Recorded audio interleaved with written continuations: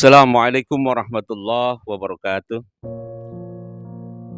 Innal hamdalillah na'maduhu wa nasta'inuhu wa nastaghfiruh wa na'udzu billahi min shururi anfusina wa min sayyiati a'malina.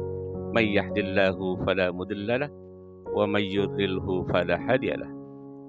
Asyhadu an la ilaha illallah wa la syarika lah wa asyhadu anna Muhammadan abduhu wa rasuluhu la nabiyya ba'dah. Allahumma shalli ala sayyidina Muhammad wa ala alihi washabihi wasallam.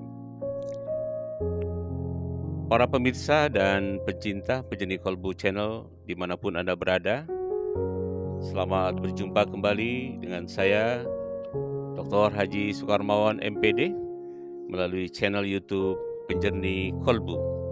Insyaallah pada pertemuan kali ini kembali guru saya Al-Mukarram Kiai Haji Raden Jamaluddin Nawawi, putra dari almarhum Kiai Haji Raden Ma'mun Nawawi, akan melanjutkan pembahasan yang insyaallah pada pertemuan ketiga dengan beliau di program PKRS Penjernih Kolbu Roadshow. Pertemuan ketiga dengan beliau akan membahas tentang bab sikap tawadu dari referensi yang akan beliau ambil, yaitu dari kitab karya Syekh Al-Kushairi, Ar-Risalatus Kushairi. Dan berikutnya kita simak bersama penjelasan dari beliau seputar apa itu tawaddu. Oleh karena itu, mari kita simak bersama dan selamat mengikuti kajian Taujih Ruqyah bersama Al-Mukarram Kiai Haji Raden Jamaluddin Nawawi. Fadal Al-Mukarram. Terima kasih sahabat saya Bapak Dr. Sukarmawan MPD ini, pegiat YouTube ya. Mudah-mudahan langkah beliau ini benar-benar hadir dalam hati kita semua ya, dan menjadi hikmah. Karena bagaimanapun dakwah kita, khususnya di era informasi seperti ini, harus pandai-pandai memanfaatkan di semua elemen, termasuk seperti ini. Saya berbahagia sekali ya berjumpa sama Bapak Dr. Sukarmawan MPD dan juga para pemirsa ini ya, lewat jauh ini. Sudah betul-betul tanpa batas ya, malah tembus batas. Iya, lihat Penjernih Kolbu ini luar biasa, satu ide dari Bapak Dr. Sukarmawan MPD ini.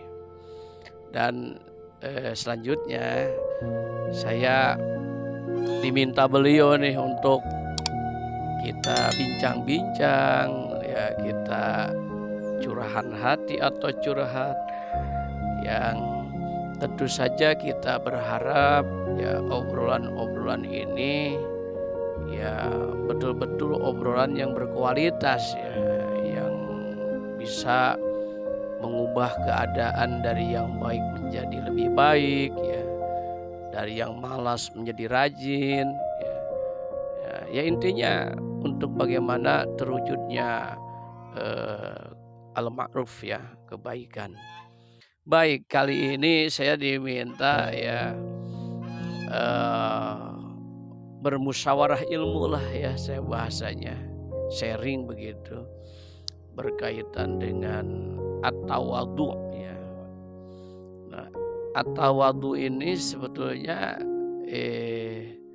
terambil dari kata wado'a terlebih dahulu ya. Wado'a itu kan menempatkan. Secara etimologi ya, secara etimologis asal usul kata demikian.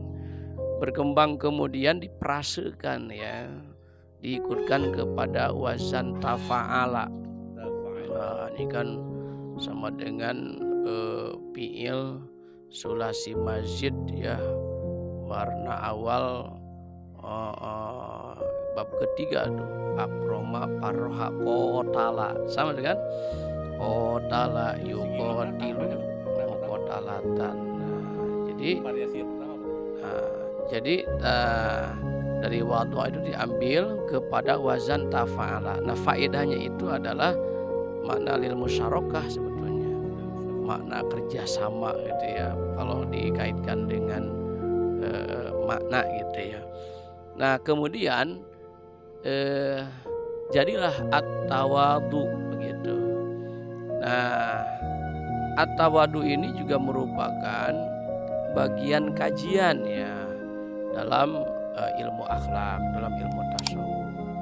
Karena at-tawadu ini mengandung makna tadi itu rendah hati, ya, kesantunan, ya, kesantunan hati. Yang kita tahu bahwa hati ini kan sebagai jenderalnya, ya kan, sebagai panglimanya, sebagai leadernya dari seluruh organ tubuh, sehingga yang lain-lain itu kan prajuritnya. Sehingga bagaimanapun hati ini ya merupakan satu penggerak ya, promotor itu untuk semua aktivitas lahir itu ada di dalam komandonya. Nah, ini termasuk at-tawadu, maka diartikan dengan rendah hati. Nah, para ulama ya mengistidlal ya, mengambil dalil, mereferensi tentang tawadu ini, diantaranya diambil dari Al-Quran ya, surah Al-Furqan itu, surah Al-Furqan ayat 63 ya, Al-Furqan ayat 63 ada. A'udzubillahi minasyaitonir rajim. Bismillahirrahmanirrahim. Wa ibadur rahman alladzina yamshuna 'alal ardi hauna wa idza khatabahumul jahiluna qalu salama. Wallahu a'lam. Wa ibadur rahman, dan bermula hamba-hamba Allah yang maha pengasih. Alladzina yamshuna 'alal ardi hauna adalah mereka yang apabila berjalan haunan, tenang. Haunan itu luas, haunan itu nyaman dipandang, ya kan? Tidak tunggang langgang, tidak arogan. Kita kadang ya atau acap kali melihat ada orang yang seakan-akan menampilkan jauh dari tawadu itu dengan penampilan. Wah, memusungkan dada, jalannya pun juga memang diada-ada, kan seperti itu kan. Nah, maka orang yang at-tawadu tadi itu adalah alladzina yamshuna 'alal ardi hauna, jalannya aja tenang, kan begitu. Nah, wa idza khatabahumul jahiluna qalu salama, dan apabila bertegur sapa, ya kan, disapa orang, dia berungkap ke orang lain juga santun, orang lain menyapanya juga bagaimana katanya ya, qalu salama, mereka berucap dengan ucapan yang damai, ya, ucapan yang dapat menghadirkan empati, menghadirkan simpati, jauh dari antipati. Makanya Rasulullah Shallallahu Alaihi Wasallam sukses dakwah Islam, ya, tanpa kekerasan, ya, nggak radikal, tapi penuh dengan kelembutan. Tampaknya kaulan layinan, ucapan yang lembut. Ini artinya bahwa dakwah kita itu dakwah yang santun, dakwah yang penuh hikmah. Jangan mengutuk hati, bukan mengutuk gitu. Nah, betul, mengutuk hati bukan mengutuk, ya, dengan argumen bukan dengan sentimen, kan begitu ya.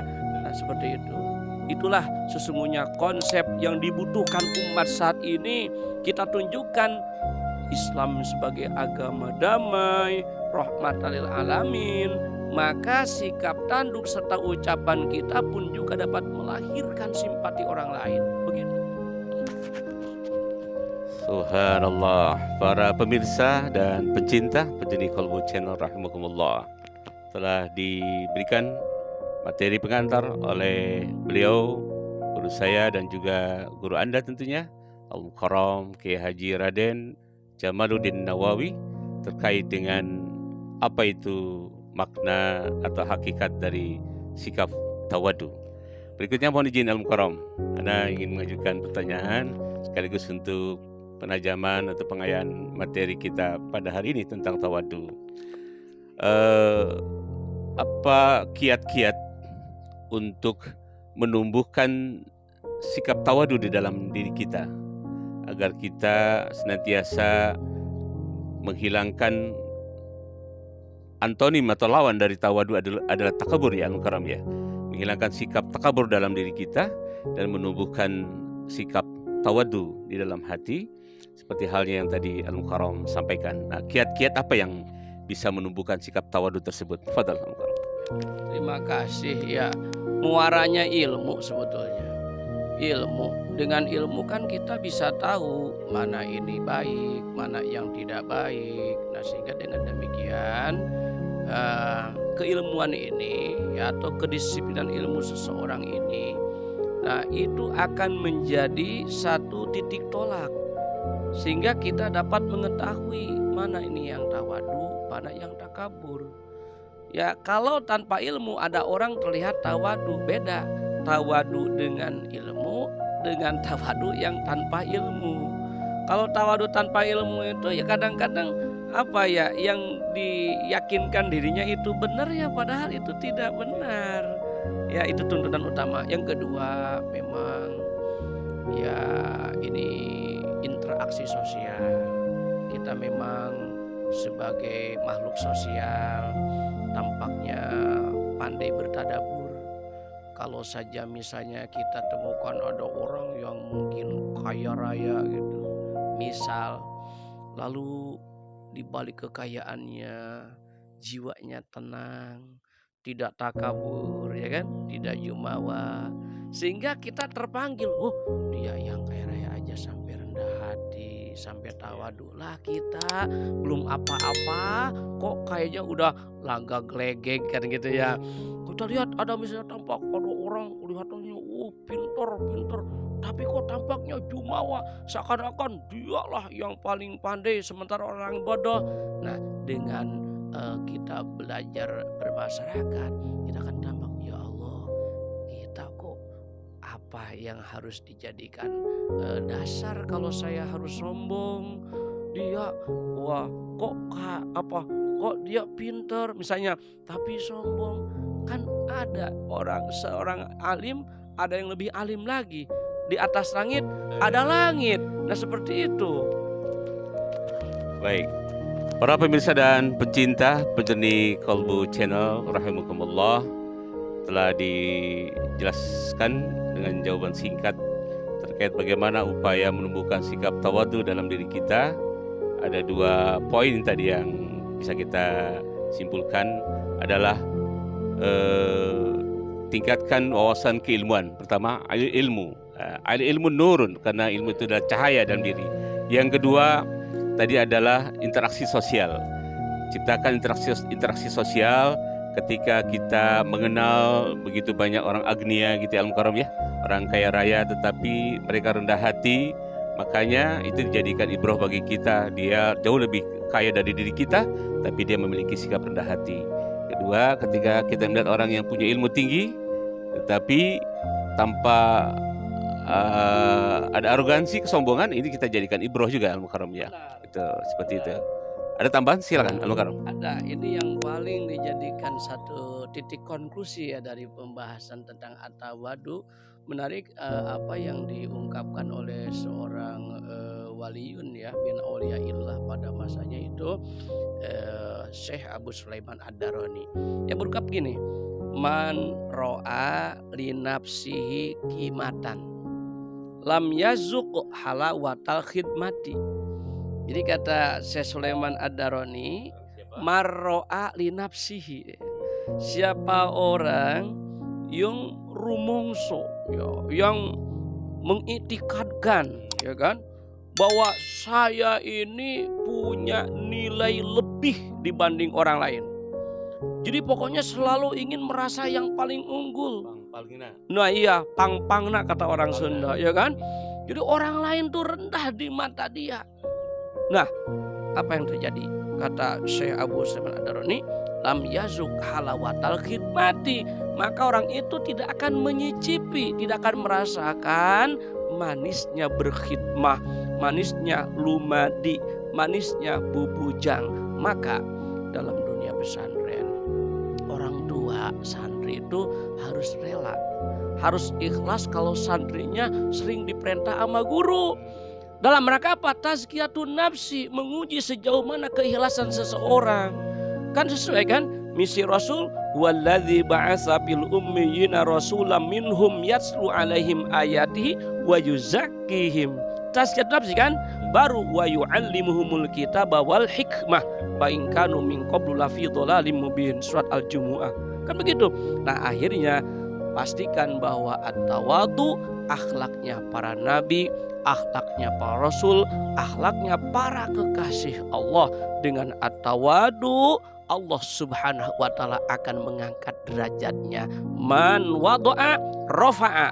Siapa yang rendah hati, Allah angkat derajatnya. Tanpa harus pakai promosi, tanpa harus pakai banner, tanpa harus pakai iklan.